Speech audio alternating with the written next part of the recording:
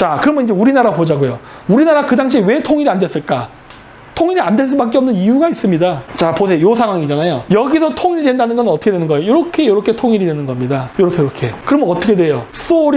러시아, 중국과 국경을 맞댄다고. 근데 이때 당시 상황이 어떻죠? 91년도에 소련이 붕괴되던 당시에 일본은 러시아랑 손을 잡으려고 그랬어요. 그렇죠? 그래서 미국은 어떻게 하니까 중국이랑 손을 잡습니다. 닉슨 도트린 해갖고 손을 잡잖아요. 미국이 중국이랑 손을 잡고 일본이 러시아랑 손을 잡는 상황이었다고. 그런데 남북 통일되면 누가 불편해하냐? 중국이 불편해해요. 그러니 북한은 통일이 될 수 없는 상황인 거야. 왜? 중국이 아직도 소련이 러시아로 붕괴됐어도 러시아에는 과학자라던가 그 냉전 시대 때 만들어진 핵무기가 됐던 아직도 강력한 무기들이 많았어요. 그리고 아직도 그 당시에 미국의 무기도 뭐 다 고만고만 할 때잖아요. 지금 같은 뭐 F-22 이런 거 없었잖아요. 그랬기 때문에 아직도 누가 우열인지 가늠하기 좀 애매한 상황이었다고. 따라서 미국은 중국을 키워서 러시아를 견제하려고 했다고요. 원래는 냉전시대 때부터 소련하고 중국은 사이가 안 좋았잖아요. 국정 분쟁까지 했잖아요. 여기 다만스키 이쪽에서 싸우고 신장 위구르자에서 국정 분쟁까지 했잖아요. 그 정도로 사이가 안 좋아서 서로 체제 경쟁하고 있었다고. 그랬었기 때문에 미국은 중국을 자기 편으로 끌어들였단 말이에요. 근데 이 상황에서 남북 통일한다? 이거는 미국 입장에서 보면, 중국 입장에서 보면 도전이거든요. 그러니까 지금 미국은 중동하고 동유럽에다가 에너지를 쏟고 있는데 미국이 아무리 슈퍼파워라 해도요, 시간과 돈과 인력은 제한돼 있습니다. 제한된 인력을 가지고 효율적으로 써야 되기 때문에 여긴 우선순위가 아니었거든. 근데 우선순위에 밀렸기 때문에 통일이 안 된 것 뿐이에요. 잠시 대기, 현 상태 유지. 왜? 중국을 아직은 견제 대상으로 하면 안 됐기 때문에. 아직도 일본은 경제가 막강했고 일본 견제해야 됐고 러시아도 아직 약하지 않았기 때문에 러시아를 견제해야 됐기 때문에 이 상태는 그냥 소황태를 둘 수밖에 없던 거예요. 그러니까 통일이 안 됩니다. 대만 마찬가지죠. 91년도에 공산권이 무너졌는데 그럼 왜 중국의 공산당 안 무너졌어? 중국의 공산당은 그 당시 무너지면 안 되죠. 왜? 미국이 중국이랑 손을 잡았는데 미국이 중국이랑 손을 잡았는데 이게 왜 통일됩니까? 대만 왕따 시키면서 어정쩡하게 미국 편이면서 그러면서도 중국하고 붙고 좀 애매한 관계로 있는 게 이 상태를 유지하는 게 낫지요. 왜? 아직은 아시아가 우선순위에 아니었기 때문에요. 그 당시에. 그래서 이 동북아시아에서 대한민국하고 대만은 중국이라든가 북한과의 관계가 해결이 안 됩니다. 잠시 대기. 이렇게 돼버린 거예요. 그래서 우리가 통일 못한 겁니다. 근데 북한이 소련이 붕괴되면서 경제적으로 휘청휘청거리면서 망하려고 했단 말이에요. 망하면 한국에서 가만히 있겠어요? 야, 이때다. 때는 이때다. 통일이다. 근데 통일이 되는 걸 그 당시에 원하는 시나리오가 아니라니까. 야. 내가 지금 세계 경영하는데 너희들이 통일해버리면 골치 아파져. 방해돼. 꺼져. 그 당시에 박정희 대통령이 됐던 전두환 대통령이 됐던 우리나라의 전통적인 군부계를 있는 정치인들이 북중 통일을 꿈으로 하고 있었잖아요. 근데 그 당시에는 하면 안 된다니까. 전체적인 그림이 망가지는 거야. 그 누구 해야 돼요? 김대중 대통령 나오는 거 아니야. 그러니까 통일을 못 해버리잖아요. 우리 입장에서야 하고 싶지만 우리 마음대로 안 된다니까요. 이게 북한 가만히 둬도 망하는 건데 못 망하게 하잖아요. 살려줘 버리잖아. 이게 만약에 미국의 뜻이 아니었으면요, 우리 정권은 날아갔다니까요. 그때 김대중 대통령 보면 암살이 되든 뭐 심장마비 되든 뭐가 걸려도 걸렸겠지. 멀쩡하잖아요. 왜 그래? 미국의 의지가 반영됐다는 거예요. 이것도 우파 사람들 보면 또 펄쩍펄쩍 뛸 텐데 어차피 신경 안 씁니다. 그래서 아이러니라는 겁니다. 아이러니. 자, 보세요. 이게 미국이 얘기하는 인도태평양 방어선입니다. 물론 유럽까지 다 연결됩니다. 이건 나토의 방어선이에요. 지금 미국에서 꿈꾸는 게 뭐냐면 동아시아에도 나토와 같은 집단 안보 체제를 만들자입니다. 이건 나토예요. 이쪽은 없어요. 그래서 지금 미국이 만드는 게 인도태평양 방어선입니다. 인도태평양 방어선을 만들면 나토랑 연결이 돼서 전체적으로 크게 중국과 러시아를 견제할 수 있는 커다란 방어망이 형성이 돼요. 지금 이거 만들고 있는 거예요. 네? 여기까지만 있었는데 여기서 집단 안보 체제를 만드는 겁니다. 이 집단 안보 체제를 만드는 과정 속에 있는 게 사드 배치, 그 다음에 5I, 그 다음에 쿼드, 이런 것들이 지금 나오고 있는 거예요. 그러면서 이제 우리나라가 경항보안 만들어서 남중국해까지 군대를 파견할 수 있게끔 만드는 이 라인이 그래서 지금 나오고 있는 거라고. 네. 그러면서 지금 한국, 대만, 아프가니스탄, 우크라이나가 바로 그 최전방이죠. 이제부터가 중요한 겁니다. 자, 여기가 전선이에요. 우리가 여태까지 근대사 어떻게 배워먹었느냐? 맨날 그 얘기했습니다. 그 피해 사관 뭐냐? 우리는 강대국 사이에 껴서 맨날 쥐어 터졌다. 아니요, 천만의 말씀입니다. 강대국 사이에 껴 있기 때문에 성장한 겁니다. 왠지 아세요?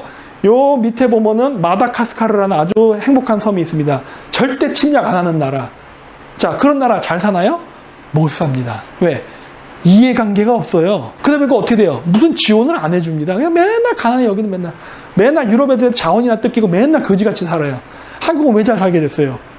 여기가 전방이니까 여기에 군대를 강화시킬 필요가 있었어요. 그랬기 때문에 한국이 경제 성장한 겁니다. 땅덩어리 조그맣고 자원 없고 사람만 들거리는 이런 데가 왜 성장하냐고. 우리가 노선을 잘 탔기 때문이죠. 우리가 그 당시에 소련 편 들었으면 우리도 지금도 지질이 못 살았겠지만은 그 당시에 우리가 미국 편을 들었고 미국이 성공적으로 경제 성장하고 패권 국가가 돼서 우리가 줄을 잘 섰으니까 지금의 경제 성장이 이루어진 거예요. 여기도 마찬가지, 대만도 마찬가지. 자, 그러면 아프가니스탄, 우크라이나는 왜 문제가 생겼냐? 아프가니스탄 줄 잘못 썼죠. 그러니까 이렇게 개판돼서 지금 싸우고 지금도 이게 어지러워한 거 아니에요. 왜 그렇게 헷갈려 하는 거예요? 정확하게 잡았었는데 우크라이나 마찬가지죠. 여기는 친소파, 여기는 친미파, 맨날 싸우잖아요. 그러니까 이거 경제 성장 못해요. 국경을 접하고 있다는 거는 절대 재앙이 아니에요. 특히 우리나라 같은 경우는 우리는 자원이 없잖아요. 이렇게 개뿔도 없는 나라는요, 오히려 이 분쟁 지역의 경계선에 있기 때문에 성장하는 겁니다. 왜? 이해관계가 맞기 때문에 이 국가들을 자기 편으로 끌어들일 필요가 있는 거거든. 그러니까 북한은 소련 편 됐고 남한은 미국 편 된 거 아니에요. 그리고 이제 선택을 잘해야겠죠. 근데 우리가 선택이 잘 됐단 말이에요. 그래서 우리가 여태까지 지금도 그렇고 경제 성장이 잘 된 겁니다. 그러나 여기에는 조금 아이러니가 있어요. 조금 앞쪽으로 쭉 돌아갈게요. 어떤 아이러니가 있느냐? 사실 우리나라 경제는요, 미국이 키우고 싶은 생각이 없었습니다. 원래는. 미국이 원래 가지고 있던 우리나라 경제 개발 계획은 필리핀 정도 수준이에요. 그냥 적당히 먹고 살 수 있는 정도의 나라를 하는 게 목표였습니다. 그거를 깨버린 사람이 누구냐? 박정희 대통령이에요. 왜? 베트남의 미군 철수 때문에. 저때 어떤 일이 벌어지냐? 박정희 대통령 때 일본의 수상이 누구였냐면 사토 에이사쿠입니다. 사토 에이사쿠라는 사람이 일본에 수상을 했는데 일본 수상이 굉장히 그 이중성이 있었어요. 무슨 말이냐? 겉으로는 평화주의자였어요. 그래서 그 사람 노벨 평화상까지 받습니다. 근데 뒷구녕으로는 핵무기를 개발했습니다. 네. 근데 아까도 얘기했듯이 이 시절은 미국이 일본을 견제하던 시절이라 그랬죠? 그래서 어떤 일이 벌어지냐? 여러분, 사토 에이사쿠의 형이 누군지 아십니까? 사토 에이사쿠의 형이 키시 노부스케라는 사람입니다. 키시 노부스케의 친동생이 사토 에이사쿠예요. 키시 노부스케는 일제시대 때 만주에서 관료를 했던 사람입니다.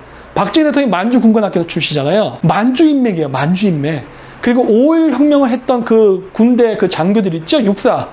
그 사람들이 전부 다 만주사관학교 출신입니다. 그래서 박정희 대통령이 자주국방한다고 경제개발을 하려고 할 때 돈이 필요하고 기술이 필요하잖아요.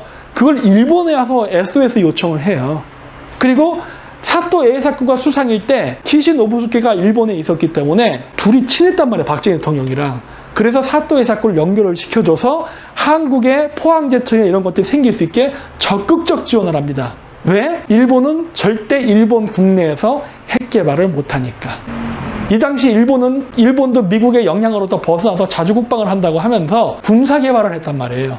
핵무기 개발했습니다. 일본이. 근데 일본 내에서 하면 미국에 다 걸려. CIA가 감시하기 때문에. 그래서 한국이 경제 개발할 때 가장 중요했던 게 중화학공업의 육성인데 중화학공업 육성은 불가능합니다. 왜? 개발도상국이 당장 만들어서 물건 만들어서 팔아서 먹고 살아야지 중화학공업처럼 장기적 플랜을 갖고 가는 거 했다가는 망하는 거예요. 돈이 없기 때문에. 근데 우리가 어떻게 안정적인 중화학공업이 이루어졌느냐? 일본의 절대적인 지원 때문이죠. 한국에서 중화학공업이 일어나야 핵개발이 가능하지 않습니까? 아닙니까? 우리나라 경제성장은 나쁘게 얘기하면은 우리나라의 군부 세력과 일본의 제국주의 세력이 결탁한 겁니다.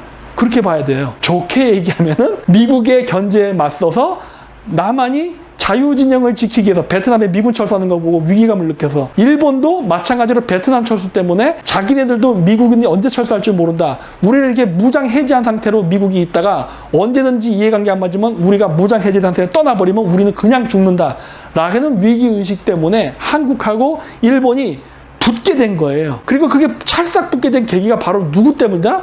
박정희 대통령이랑 만주 사관학교라는 그 출신과 키시노부스키의 친동생이라는 이 만주 군벌, 일본 제국시대 때 그 인맥관계가 연결이 돼서 이해관계가 맞았기 때문에 한국에서 말도 안 되는 중화공업이 개발이 가능했던 거예요. 일본이 당시 잘 나갔잖아요. 전폭적인 지원을 해준 거지. 그거 아니었으면 우리나라 지금의 현대 LG 이런 거 없어요. 일본이 만들어준 겁니다. 물론 일본이 한국을 이뻐해서 한 건 절대 아니에요. 각자의 이익이 있었는데 그게 맞아떨어진 겁니다.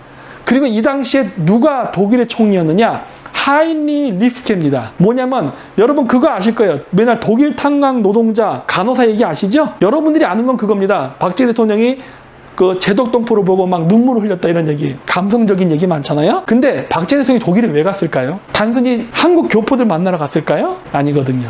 하인리 리프케가 누구냐? 2차 세계대전 때 독일 나치 제국의 관료였습니다. 정치인이었어요. 독일이 패전한 다음에 키시노부스케처럼 이 사람도 나치 전범이었지만 살아남아서 독일에서 대통령이 된 사람이에요. 그래서 저 당시에 우연일치인지 몰라도 하인리 리프케, 나치 인맥, 그 다음에 사토 에이사쿠, 일본 제국, 그 다음에 박정희 대통령, 만주 사관학교, 미국이 당시에 싸웠던 독일 제국과 일본 제국의 인맥이 딱 형성이 돼 있었어요. 그리고 사토 에이사쿠가 핵 개발할 때 독일에 타전했었습니다. 이거 정사에도 나와요. 그래서 하인리 리프케랑 독일 관료들을 만나서 우리가 핵 개발하는데 플루토늄을 팔 수 있냐 이런 것도 물어보고 그래요. 네. 그런데 우리나라 대통령도 독일을 갔습니다. 핵 개발 때문에 간 거 아닐까? 우리나라에서 어디서도 이런 얘기는 안 나오지만 그 당시에 이 한국, 일본, 독일에서 움직였던 정치인의 이동, 그 사람들의 과거 경력과 행보를 봤을 때 우리가 독일에 간 거는 기술 지원이에요. 독일 탄광이라든가 간호사 이런 얘기는 우리가 알고 있지만 그게 목적은 아니었다라 보는 거예요. 그래서 우리나라가 그 당시에 그러한 핵 개발 때문에 일본이 경제 성장을 엄청 하던 시대에 풍부한 자금을 받아서 한국의 경제 성장에 성공했다라고 봅니다. 근데 이게 무너지죠. 91년도에 무너집니다. 소련이 붕괴될 때 같이 무너졌어요. 왜? 91년도에 일본의 버블 경제 붕괴가 일어났거든요. 소련만 망한 게 아니라 일본도 91년도에 망합니다. 이때부터 일본도 망해요. 그 당시에 소련과 일본의 연대가 91년도에 무너져요. 네. 놀랍죠? 이런 것들이 다 연결되어 있다는 거예요. 그리고 나서 97년도에 그 아시아발 금융위기로 해서 일본이 91년도에 부동산이 망했는데 97년도엔 금융까지 망합니다. 그리고 2008년도 쓰나미 때 기간 하나 날아갔고 이번 올림픽으로 이제 일본은 일어나기 힘들 거예요. 네. 이렇게 무너집니다. 그리고 이제 다음 타겟은 중국. 이제부터는 타겟이 중국으로 넘어왔어요. 그래서 요 얘기했죠. 자, 아프가니스탄 나라가 이렇게 돼 있습니다. 여기가 중국이에요. 여기가 이란입니다. 원래는 아프가니스탄에서 소련군을 철수하게끔 도와준 사람이 미국입니다. 그 당시 냉전 시대였잖아요. 그래서 소련이 아프가니스탄을 점령하자 미국이 이 아랍 세력들을 이용해가지고 이 소련군이 아프가니스탄에서 밀려나게끔 지원을 해줘요. 그때 누구를 지원했습니까?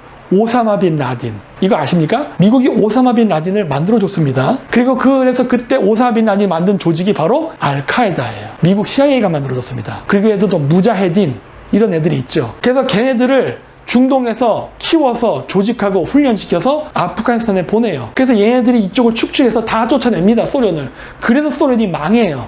근데 그 당시에 미국이 계획했던 건 뭐냐면 소련을 밀어내고 나서 아프가니스탄에 친미 정권을 세우는 게 목표였어요. 근데 아까 얘기했죠. 아프가니스탄에 노선 잘못했다고?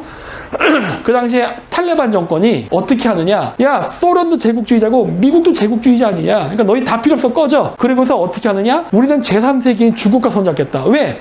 중국 막 경제 뜨고 막 그러니까 요거 잘 나가니까 요거 요렇게 파이프라인 연결해가지고 이거 수수료만 띄워 먹어도 우린 충분히 잘 먹고 잘 사니까 요거 할래 해버린다고요. 그러면서 중국서부터 해서 이렇게 파이프라인 이렇게 지나가는 거를. 근데 여기다 빨간색을 쳐놨죠, 제가. 여기가 바로 북부동맹이라 그래서 아프가니스탄의 소수민족이 사는 지역입니다. 다수민족은 여기에요. 파슈툰족이라고 해서 아프가니스탄 인구의 70%를 차지한 지역이 여기고 나머지 소수민족 사는 데가 이 지역이에요. 근데 이 지역을 통과해서 파이프라인을 만들려고 한 거예요. 어떤 일이 벌어졌어요? 아프가니스탄에서. 내전. 9.11 테러 이후에 미군이 참가한 다음에 개판되고 지금도 여기 막 전쟁 나고 난리가 났죠. 그래서 중국이 이 지역으로 연결하려 했던 파이프라인 프로젝트가 실패합니다. 지금까지도 연결 못했죠. 그리고 이제 미군 최근에 철수한다 그러죠. 이거 미군 철수하면 어떻게 돼요? 여기서 중국으로 신장 위구르 자치의 독립을 위해서 테러리스트가 들어가려고 합니다. 그래서 최근에 왕이, 외교부장이 아프가니스탄 탈레반 정권 관료들을 북경으로 초대해서 회담했잖아요. 야, 이쪽으로 우리 쳐들어오지 마. 돈 줄게. 이런 식으로. 그때 탈레반 정권이 뭐라 얘기합니까? 아프가니스탄 전체를 경제 재건해. 그러면 고려해볼게. 이렇게 됐다고요. 어차피 여기다가 빌딩 짓잖아요? 그럼 반대파 가서 부숴버릴 겁니다. 중국은 여기 돈만 낭비하고 끝날 거예요. 다 알고 하는 게임이야. 그러니까 지금 중국이 이러지도 저러지도 못해요. 경제 지원 안 하면 얘네들이 분명히 신장 위구르로 쳐들어가서 폭탄 테러할 게 너무나 뻔하고, 경제 지원 해주면 탈레반 정권이랑 북부동맹이 서로 지금 내전 상태에 있기 때문에 도로를 건설하건 뭘 건설하건 반대파 가서 다 때려 부수게 돼 있거든. 그러면 중국은 밑 빠진 독에 물 붓기식으로 돈을 퍼줄 수밖에 없는 상황에 빠져요. 그러면 과거 소련이 망한 것처럼 중국도 망할 수 있습니다. 지금 덫에 걸린 거예요, 지금 중국이. 이걸 앞으로 중국이 어떻게 풀지가 큰 숙제인데 저희가 해결 방법 없다고 봅니다. 자, 그리고 우크라이나 사태. 우크라이나 사태도 마찬가지예요. 우크라이나에서 이 가스 파이프라인 문제 때문에 러시아가 우크라이나 쳐들어오지 않습니까? 그래서 어떤 일이 벌어집니까? 원래 오바마 정권 때 미국에서 유럽연합이 나토를 이용해서 러시아를 견제하려고 했어요. 근데 유럽연합이 손을 들어버립니다. 야야야, 우리 러시아랑 안 싸울래 그래요. 왜? 가스 파이프라인이 이렇게 가니까. 이씨, 우리 러시아로부터 석유랑 가스 수입했는데 러시아 화나게 하면 안 돼. 우리 굶어 죽어. 이렇게 돼버린 거예요. 그래서 러시아가 이 우크라이나 동부랑 이 크림반도를 지금 점유해버렸잖아요. 찍소리도 못한 거예요. 난리가 났었죠. 그리고 나서 어떤 일이 벌어집니까? 아이시스가 중동에서 난리치기 시작합니다. 요 사건 나고 바로 1년 뒤에 여기서. 그러면서 아이시스가 이 지역을 점령해요. 이거 좀 색깔 칠해놓은 게 아이시스가 그 당시에 차지했던 영토입니다. 아이시스가 유전지대를 다 점령해요. 이 지역에. 근데 특이한 게 그 당시에도 많이 떠들었어요. 이슬람 테러리스트 잡아야 된다고. 잡을 수 있는 방법은 간단합니다. 얘네들 돈이 필요하잖아요. 모든 군사활동은 돈이 들어갑니다. 얘네들 돈이 어디서 나왔냐? 유전지대로부터 왔어요. 유전지대를 탈취한 다음에 유전지대에서 기름을 뽑아서 작물로 팔았습니다. 이것만 막으면 얘들 돈 떨어지니까 테러 다 진압되고 끝나는 거예요. 근데 서방 국가들이 기름을 사줍니다. 그 당시에 국제유가가 배럴당 100불이 넘을 때였거든요. 여기서 30달러에 팔았어요. 어디께 싸요? 러시아께 쌀까요? 여기께 쌀까요? 여기께 싸지. 그러니까 유럽 애들이 야, 처음엔 눈치를 봤는데 러시아에서 석유가 안 오면 우리 죽는다. 여기서 싸게 파는 거예요. 그러니까 어떻게 돼? 죄다 일로 와서 여기서 사. 여기서 사니까 얘들은 돈이 풍부해져. 그러니까 어떻게 돼요? 점점 아이시스가 중동에 세력을 넓혀요. 그러면서 어떻게 돼요? 러시아를 유럽연합이 견제하기 시작합니다. 처음엔 눈치를 봤는데 아, 이제 기름이 생길 군형이 생겼어. 값도 싸. 그리고 어떻게 돼요? 야, 러시아 제재하자. 그래서 지금까지도 러시아를 강력하게 경제 제재를 해버리잖아요. 옛날 때는 기름 때문에 러시아 눈치를 봐서 초창기에 대응을 못했지만 그 이후부터는 대응을 합니다. 왜? 그래서 우크라이나 사태와 아이시스 사태는요, 하나의 사건이에요. 별개의 사건이 아닙니다. 근데 지금 어떻게 했어요? 아이시스 사라졌죠? 아이시스 왜 사라졌을까요? 기름 안 사면 끝나는 거예요. 그럼 왜 기름 안 사게 됐을까? 미국이 셰일가스 개발했잖아요. 미국이 셰일가스를 개발해서 무진장 공급해버리니까 국제유가 막 출렁출렁 거렸잖아요. 이제 얘들 필요 없는 거야. 다 꺼져. 토사구팽으로 다 제거했죠. 얘들 지금 어디 갔어요? 아프가니스탄 갔습니다. 여기서 깽판 쳐먹던 놈들이 그대로 아프가니스탄 갔어요. 지금 그래서 야, 돈 안 주면은, 중국 애들 돈 안 주면 우리 테러 활동할 거야. 이 짓 하고 있다고. 놀라운 거 아닙니까? 국제정치라는 게 여러분들이 머릿속에 생각해서 이념 논쟁 아니에요. 이거 다 돈 먹고 돈 먹기 싸움이에요. 이념은 양념입니다. 네. 그리고 이제 남중국해로 왔죠. 왜? 제압이 다 끝났어요. 아프가니스탄은요, 미군이 철수하면서 상황 정리된 겁니다. 왜? 개판이 된 게 상황 정리된 거예요. 개판이 돼야만 중국이 힘을 못 써요. 그렇죠? 그리고 이제 남중국해 남았어요. 이제 여기 슬슬 집어넣죠. 남중국해 진출해야 되니까 한국에서 경항공모함이 만들어지는 겁니다. 영국이 적극적으로 지원해주고 있죠. 마치 현대판 제2의 메이지 유신이에요. 일본이 메이지 유신 일으킬 때 어떻게 했죠? 영국이 초슈본한테 영국 철갑선을 팔아버립니다. 무기를 팔아버려요. 최신식 무기를. 그 무기 갖고 도쿠가와 맞고 싹 제거하고 러일 전쟁으로 러시아 제거하고 함으로써 러시아의 남진을 막아버리거든요. 지금 중국이 남진하려고 하는 거냐? 중국의 남진을 막아야 돼. 제2의 메이지 유신. 누구? 한국.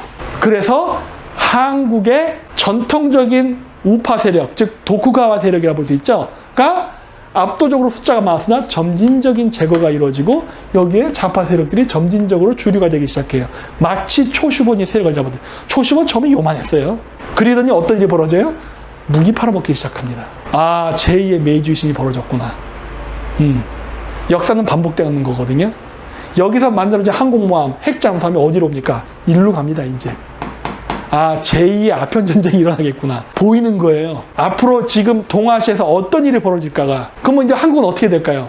이 기회를 잡아야 되나요? 발로 뻥 차버릴까? 와, 이거는 미 제국주의의 침략의 일환이니까 우리 이용당하면 안 된다. 이렇게 생각해야 될까요? 아니요. 이용하세요. 일본이 이용했잖아요. 일본이 이용해서 됐지 않습니까? 일본이 무리한 욕심만 안 냈으면은 지금도 꽤 강대국으로서 잘 먹고 잘 살았을 텐데 너무 무리한 욕심을 내는 바람에 핵폭탄 2방 얻어 터지고 개박살 나서 버려졌죠. 우리도 그 정도 실수만 안 한다면 이번에 굉장한 기회가 온 거예요. 지금 한국에 제2의 메이지 유신이 왔다고 봅니다. 그래서 저는 메이지 유신 공부를 정말 많이 해요. 왜? 이런 기회는 2번 다시 안 온다 해요. 자, 통일이 되는데 자, 어떻게 되느냐? 한국이 통일되려면 똑같습니다. 앞쪽에 보였던 이 지도, 이 시나리오예요. 앞쪽에 중국을 견제하는 나라가 생기면 통일이 되는 겁니다. 앞쪽에. 그쵸? 남북한이 통일이 되려면 앞쪽에 뭔가 하나 생겨야 되는 거예요. 안 생길 것 같습니까? 생길걸요? 만주는요, 분리가 될 가능성이 매우 높습니다, 지금. 지금 우리나라가 굉장히 그래서 국제관계에서 처신을 잘해야 된다고 보는 거예요. 지금 굉장히 민감해요. 그래서 제가 한국에서도 이거 강의할 때 많이 얘기해요. 여러분 이제부터 이념을 떠나세요. 이 얘기 많이 합니다. 이념이 중요한 게 아니라 국익이 중요합니다. 한 번의 기회예요. 일본이 그 기회를 잡아서 쫙 펴렸다가 판단 미스하는 바람에 저렇게 된 거예요. 그래서 미국이 다시는 일본을 안 키웁니다. 왜? 배신자는 안 키워요. 우리는 기회가 왔어요. 왜? 일본 같은 나라 핵폭탄도 많고 앙심이 많거든요. 이번에 올림픽 저 8월에 한 거 이해가 안 돼서 비판 많이 했어요. 저 병신들 왜 8월에 했냐, 이 더운 날에. 했는데 아베가 꼼수가 있었더구만. 핵폭탄 히로시마 나가사키 맞은 추모하려고 했더구만. 올림픽이라는 행사를 이용해서 전 세계 매체가 딱 보는 앞에서 IOC에서 거절해버렸잖아요. 날아가 버렸지. 어쩐지 8월에 일본이 덥다는 걸 모를 일본 사람이 아닌데 왜 이런 이상한 날짜를 잡아냈더니 결국 그거였어요. 그러니까 이번 일본 그 개막식 때도 봤지만 일본은 이번 올림픽을 계기로 해서 일본 제국의 부활을 꿈꿨단 말이에요. 그러니 그냥 다 잘라버린 거예요. 난도질을 해버렸잖아요. 개막식을 갖다가. 개막식 총 담당자들 다 잘려나가고 계속 온갖 비리 사건 다 터지고 해서 올림픽 개판돼 버렸죠. 저게 왜 그랬겠어요? 일본 제국의 부활은 안 된다예요. 네. 그러니까 아베 삐져가지고 개막식 참석도 안 해버렸잖아요. 모든 구상을 다 했는데 자기 뜻대로 하나도 된 게 없으니까. 자, 그래서 이제 우리한테 기회가 온 겁니다. 그래서 저는 남한과 북한이 통일은 안 된다고 봐요. 왜? 동북아시아에 한국을 키워줄 나라 없어요. 미국이 왜 한국을 키워주겠습니까? 단 한국을 키워서 동북아를 견제하는 동맹국으로서는 필요하죠. 미국은 자신의 이익을 원하지 한국에게 그 떡을 줄 일은 절대 없어요. 따라서 제가 바라보는 관점은 이 한국이란 나라도 남한과 북한 통일이 안 될 거라고 봅니다. 하지만 최소한 남북한은 교류할 수 있는 레벨까지는 올라갈 거라고 봐요. 남북 교류 가능한 상황으로 좀 갈 겁니다. 안 간다고 우기면은 만약에 대한민국에서 남북한 교류 안 하고 북한 죽여버리겠다라고 얘기하는 정권이 있으면 아마 그 남한 정권은 축출될 거예요. 지금은 남북 화해로 가야 됩니다. 자, 보세요. 전 주한미군 사령관 북한을 동맹으로 만들자는 얘기 하잖아요. 이거 저 2년 전부터 떠들었던 얘기죠. 제가 기억나시죠? 제 유튜브 방송 예전에 보신 분들.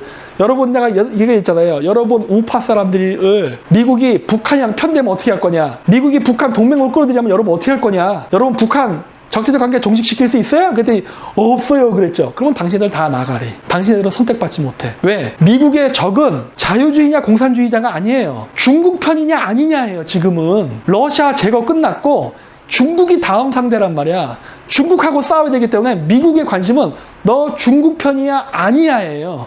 근데 한국 사람들이 저는 이념이 잘 가. 미국이 베트남 전쟁에서 한 거 못 봤어요? 미국이 중국 견제를 하기 위해서 공산주의자인 호치민이랑 손을 잡아버렸잖아. 베트남을 버렸잖아요. 왜 그런 일이 안 일어날 거라고 생각해? 얼마든지 일어날 수 있는 시나리오인데 미국이 지금 슬슬 간 보고 있잖아요. 그래서 내가 얘기한 겁니다. 앞으로 우리나라에서는 북한하고 적대적 관계 종식해야 된다. 안 하면은 곤란해진다. 왜? 이건 돈의 문제고 패권의 문제예요. 아직도 과거의 습관을 버리지 못한다면 우린 살아남지 못한다예요. 빨리 정신 차리랍니다. 미국은 북한 동맹국으로 끌어들일 겁니다. 평화협정 체계로 북한을 한미동맹으로 느꼈다. 지금 한국 사람들 이 얘기 들으면 펄쩍 뛰겠죠. 이게 어떻게 가능한 얘기야? 그럼. 그래서 여러분한테 물어요. 그럼 여러분 반미하실래요? 그랬어요. 미국하고 싸울래요? 싸울 수도 없으면서. 미국은 구상이 다 있어요. 이렇게 됩니다. 미국이 구상하는 게 인도 태평양 방어선이고 여기서부터 중국을 경유하지 않는 시베리아 철도 뚫릴 거예요. 사실 전 이것도 반대예요. 하지만 세상이 내 마음대로 됩니까? 저는 이거를 주장하는 사람입니다. 중국과 러시아를 통과하자는 제3의 루트. 이게 제 졸업 논문 주제였거든요. 이게 제가 졸업 논문 쓸 때 이거 쓰러 간 거예요. 이게 안 된다면 이거라도 해야 되는 겁니다. 이렇게 되면 어떤 일이 발생하느냐? 지금 러시아가 상당히 약해졌거든요. 이것도 힘의 균형이에요. 미국이 중국이라는 적을 제거하기 위해서 러시아랑 손을 잡을 날이 옵니다. 과거 미국인들은 상상도 못했던 일이지만 일어날 거예요. 이것도. 우리나라 우파 사람들이 북한 얘기하면 생각 못 바꾸는 것처럼 미국도 지금 생각을 못 바꾸는 사람들이 많아요. 근데 이번에 트럼프 대통령 실각하면서 그런 세력들은 싹 정리가 될 겁니다. 정치인서부터 국민들까지. 왜? 이거는 패권 전쟁이니까. 그래서 미국이 이쪽 돈이 되는, 여기가 돈이 되죠. 왜? 인구도 여기 다 있잖아요. 인도 태평양 방어선을 완전히 다 끝났고, 그 다음에 시베리아 횡단 철도를 통해서 러시아한테 숨통만 약간 틔워주고 그 조건으로 중국을 때려잡자 그러면은 러시아는 오케이죠. 왜? 중국은 지금 자꾸 일로 기어 나오거든. 시베리아 쪽으로 중국 사람들 보내 집단 만들려고 그러거든. 이거 억제해야 되는데 당연히 러시아 입장에서 미국이 도와주겠다 그러면 지금도 오케이죠. 나중에 다시 싸운다 하더라도 지금은 중국 주익에 동참할 수 있는 시간이 오고 있단 말이에요. 자, 그렇게 되면 우린 그때 그래서 이 만주 문제를 해결해야 되는 겁니다. 만주 문제. 왜? 여기서 중국인들이 마구마구 올라가거든. 지금 러시아는 인구 팽창이 문제가 아니라 있는 영토를 지키기도 힘들어요. 저출산 고령화로 인구가 계속 줄어들고 있거든요. 여기 인구 못 지켜요. 여기 만주 점령해도 러시아군은 어떻게 할 수가 없습니다. 사람이 없어요. 중국인들이 들어오는 것만 막아줘도 이건 강지덕지야. 와, 우리한테 기회가 왔죠. 여기. 그리고 여기가 독립해야만 남북한이 통일할 수 있는 기회가 옵니다. 당장은 교류부터 길게는 통일까지. 따라서 여기가 그렇게 될 수밖에 없는 거예요. 그러면은 왜 제가 자꾸 된다 얘기하느냐? 우리나라 만주가 독립해도 어떤 문제가 있냐? 이건 제가 옛날 때 그 논문 지도교수 미국 사람들하고 얘기할 때도 이런 얘기 했어요. 여기는 티베트 쪽이 있고 여기는 위구르족이 있고 여기는 몽골족이 있지만 여기는 만주족이라고 있는데 얘들 다 중국화돼서 만주어도 못한다. 할아버지들 빼놓고는 방법이 있습니다. 어떻게 하면 되느냐? 한류. 동북삼성에 있는 중국인들을 쫓아내거나 없애지 말고 그냥 한국화시키면 돼요. 어차피 DNA적으로는 그놈이 다 그놈입니다. 동북아시아에서 뭐 DNA 다를 게 뭐 있어요. 다 그놈이 그놈이지. 우리가 얘기하는 민족의 정의는 뭡니까? 언어와 역사와 문화입니다. 그거를 어떤 거를 가졌냐에 따라서 우리가 한국, 중국, 일본이 나뉘어질 뿐이지 실질적으로 이걸 피 뽑아서 검사하면 다 그놈이 그놈이에요. 즉 동북아시아에서 문화 주도권이 어떻게 만들어지냐가 되게 중요해요. 따라서 이 지역은 중국으로부터 벗어나는 탈중국 문화권이 생기면 됩니다. 그거 만들어줄 수 있는 역량 있는 민족이 누구냐는 거예요. 몽골? 몽골 문화 갖고 여기가 어떻게 동화되겠어요? 택도 없지. 일본 문화? 가능은 하지만 미국이 시켜줍니까? 일본의 부활을 철저히 막는데 러시아? 안 돼요. 지금 몽골도 한국화돼 가고 있습니다. 몽골이 러시아 문화 1세기였는데 러시아 문화가 싹 지워지고 여기 한국 문화가 싹 들어가고 있다고요. 그만큼 한국의 문화 파워가 세요. 우리 독립할래. 동북삼성이 쌍수를 들고 나 한국인 할래 할 수 있는 확률이 높아졌어요. 그러려면 우리는 여기를 전쟁하면 안 되죠. 어떻게? 평화적으로 분리가 돼야죠. 근데 이거 될 겁니다. 왜? 중국이 지금 경제적으로 쪼들리면서 점점 약해지고 있습니다. 어느 정도 타이밍이 딱 오면은 딱 분리시키면 돼요. 가장 어려운 데가 만주예요. 왜? 여긴 한족이 많이 살기 때문에. 그런데 문화적으로 한국한테 뒤지면요. 그리고 중국이 패색이 짙었다. 야, 이제 더 이상 중국인은 살 수 있는 게 없다. 어디 가서 I'm Chinese 했다가는 완전히 그냥 쿠사리 먹고 진짜 나는 설 자리가 없다. 그러면 어떻게 돼요? I'm 만주리안. 말 바꿔야죠. 여기 보세요. 상하이 사람들. 여러분 상하이랑 홍콩 사람들 해외 나가면 뭐라고 합니까? I'm Chinese 말 절대 안 씁니다. I'm Chinese, I'm 홍콩니스를 그래요. 아, Chinese, 뭐 no, 홍콩니스 그래요.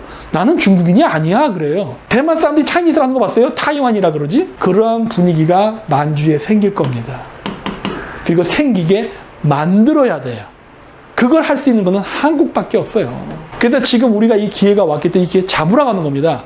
아이고, 그건 대국한테 무릎 꿇냐. 물불 가리지 마세요. 우리 같이 조그만 약소국이 뭘 물불을 가리니까. 일단 강해지고 와야지. 일본이 검은매 사건 때 그렇게 굴욕적인 불평등 조약을 맺고도 일본은 일본 제국을 건설했습니다. 메이지혁명 성공시킨 다음에. 물론 한때지만 잠깐 좋은 시절도 있었죠. 일본이 그 당시에 끝까지 결사항전했었다면 모르겠어요. 미국 애들을 쫓아내고 이길 수도 있었겠지만 결국 그리고 식민지 당했을 겁니다. 왜? 여기 신식 대포와 무기가 있었기 때문에. 어쩌면 우리나라가 인해전술로 몸빵을 해서라도 강화도에서 싸워서 프랑스랑 미군을 쫓아냈기 때문에 그게 우리가 식민지가 된 원인이 됐을 수도 있어요. 왜? 자만심에 빠진 거거든. 청나라도 아편전쟁에 깨졌고 일본놈들도 검은매 사건에 다 무릎 꿇었다. 우리만 승리했다. 이 자만감이 우리가 결국 일본 식민지의 길을 연 거 아닙니까? 안 배워도 돼. 이렇게 돼버렸으니까. 그래서 대국이 되기 위해서는요. 잠깐 발을 빼도 돼요. 이 기회 다시 안 오거든요. 그래서 오늘 제가 이 주제를 가지고 이야기를 했습니다. 저는 지금 남북통일만 얘기한 게 아니에요. 여기까지 얘기한 겁니다. 코리아 연방이 생길 수도 있어요. 지금은 이름만 대한민국이에요. 하지만 실질적으로 소한민국입니다. 여기까지 들어오면 대한민국이 되는 거예요. 지금 조그만데 무슨 대한민국이에요. 그렇죠? 이거를 만들기 위한 역사, 사관의 재정립이 그래서 제가 고대사를 같이 하는 겁니다. 고대사, 국제관계를 어떻게 맺어야 될 것인가, 그 다음에 앞으로 실크로드와 에너지 파이프라인 자원 배분을 어떻게 할 것에 대한 미래 청사진을 갖고 정치를 해야지 맨날 말도 안 되는 소리만 하면 이런 거 하는 거, 그리고 국민이 그런 것만 관심을 갖는다? 그럼 우리는 대국이 안 돼요. 네. 대국이 안 되고 강대국의 이해관계에 따라 이거 어차피 연결합니다. 돈이 되는 사업이니까. 그래서 강대국의 이해관계가 만들어지고 우리는 이권 다 뺏겨버리는 나라 돼요. 그러니까 빨리 눈치를 채라는 겁니다. 영리해져야 돼요. 네. 그래서 일본 후퇴가 3보 전진할 수 있는 기회가 되니까 이번에 우리나라가 다시 한번 줄을 잘 쓰고 국제관계 역할의 흐름을 받아서 그 대국이 되는 길을 마련했으면 좋겠습니다. 그래서 이걸로 오늘 강의는 마치도록 하겠습니다. 안녕히 계십시오.